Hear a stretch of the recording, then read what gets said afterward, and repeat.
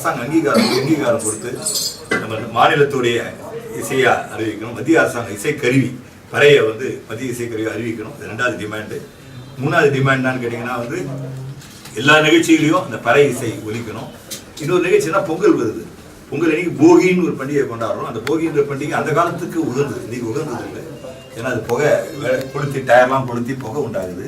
அது வேறு மாதிரி மாற்றி இந்த பொங்கல் அறிவிக்கும் பறை தினமாக அறிவிக்கணும். தமிழக அரசாங்கம் அன்போடு முதல்வர் மாண்புமிகு ஓ.பி. பன்னீர்செல்வத்தை கேட்டுக்கிறேன்.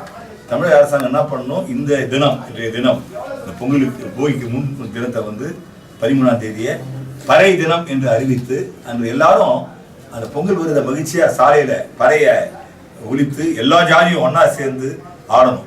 இந்த பறை தினம்ன்றது முக்கியமான விஷயம்.